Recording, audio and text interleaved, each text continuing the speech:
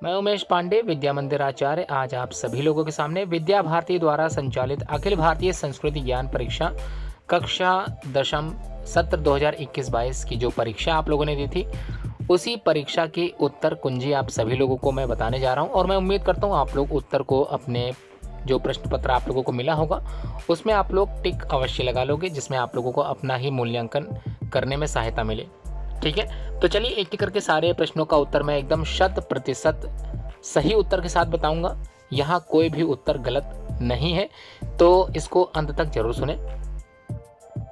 पहला जो यहाँ पर प्रश्न पूछा गया है, हम भारतीयों के लिए हमारी यह भूमि मात्र भूखंड नहीं है तो फिर क्या है?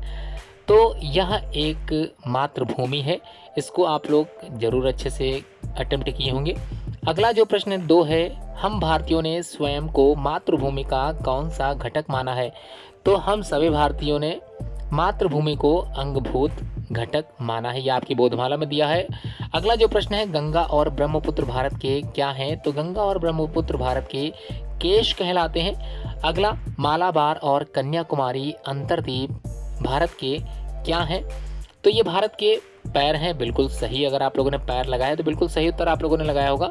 अगला जो प्रश्न संख्या 5वां है, भारत की चारों दिशाओं में स्थित 4 धाम सनातन काल से राष्ट्र की किस एकात्मता के प्रतीक माने गए हैं? तो ये सांस्कृतिक एकात्मता के प्रतीक माने गए हैं। अगर आप लोग चाहते हो कि इसका उत्तर मैं बोधमाला से समझाऊं तो आप लोग प्रश्न संख्या पूछ सकते हो। मैं प्रश्न संख्या आप लोगों को बता दूंगा, अपनी बोधमाला में आप लोग वहां पर बिंदी लगा सकते हो। अगला जो प्रश्न संख्या 6 है, बद्रीनाथ धाम के प्रधान पुजारी केरल प्रांत के जो ब्राह्मण होते हैं वो होते हैं नंबूदरी पाद। ठीक है, अगर आपने लगाया है उत्तर ए, बिल्कुल आपका उत्तर सही है, बिल्कुल गलत होने वाला नहीं है। अगला जो प्रश्न संख्या 7 है, बद्रीनाथ धाम के निकट किसका प्रसिद्ध तीर्थ हेमकुंड साहिब स्थित है? तो वो सिखों का ही है, बिल्कुल आप लोगों ने सही लगाया होगा। जगन्नाथ धाम किस राज्य में स्थित है? तो ये आप लोगों को अच्छे से याद होगा, कंठस्थ होगा। और जो प्रश्न संख्या 9 है, गोवर्धन पीठ की जो स्थापना किसने की थी? तो आद्य गुरु शंकराचार्य जी ने की थी इसकी स्थापना। अगला प्रश्न संख्या 10वें का जो उत्तर है आप लोगों को मैं बताने वाला हूँ, श्री कृष्ण ई लीला संवरण परधाम गमन के पश्चात जो द्वारिका थी वो जलमग्न हो गई थी। अगला, द्वारिका के समुद्र के 130 फीट नीचे कितने फुट लंबी मानव निर्मित दीवार के अवशेष मिले हैं? तो इसका उत्तर है 560 फुट। ठीक है, आगे देखते हैं, प्रश्न संख्या 12 देख लेते हैं। रामेश्वरम धाम का मुख्य पुजारी उत्तर भारतीय कौन ब्राह्मण होते हैं? तो रावल वंशीय ब्राह्मण होते हैं।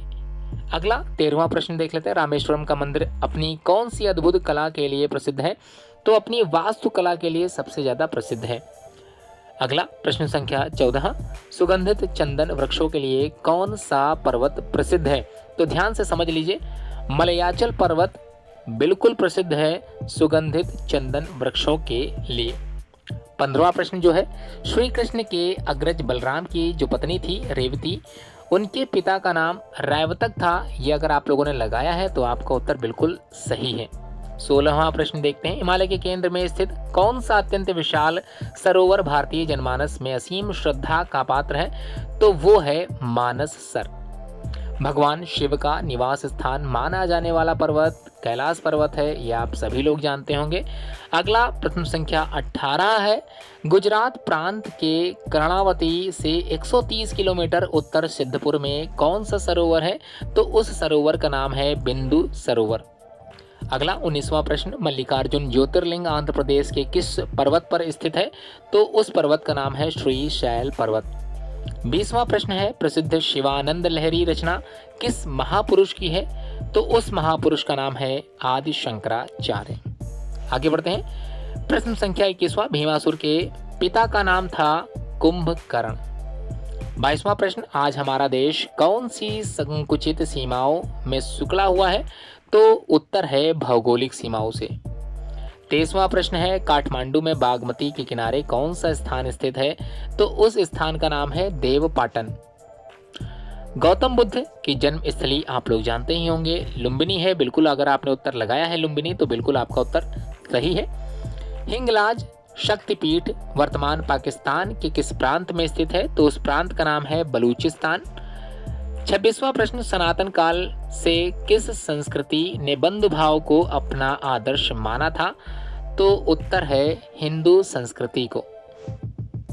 अगला प्रश्न संख्या 27, किस पुस्तक में धर्म द्वारा ही प्रजा के परस्पर रक्षित होने की बात कही गई है? तो उस पुस्तिका का नाम या उस पुस्तक का नाम है महाभारत।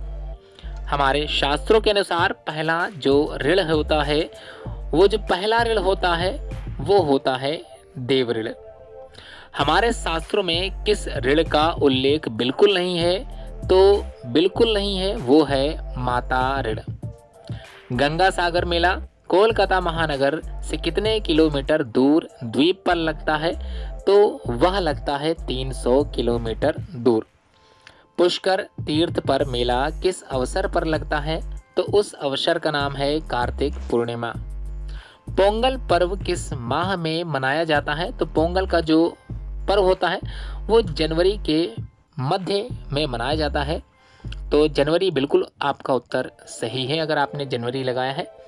वट सावित्री व्रत जो मनाया जाता है वह मनाते हैं ज्येष्ठ मास की अमावस्या को।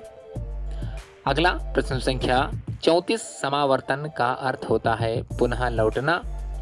35वां प्रश्न, भारतीय दर्शन की विविध शाखाओं का विकास किससे हुआ? तो विविध शाखाओं का विकास हुआ था उपनिषदों से। बांग्लादेश को भारत ने किस सन में मुक्ति दिलाई थी? तो सन था 1971। 37वां प्रश्न, सन 1296 में दिल्ली की गद्दी पर किसने कब्जा कर लिया था?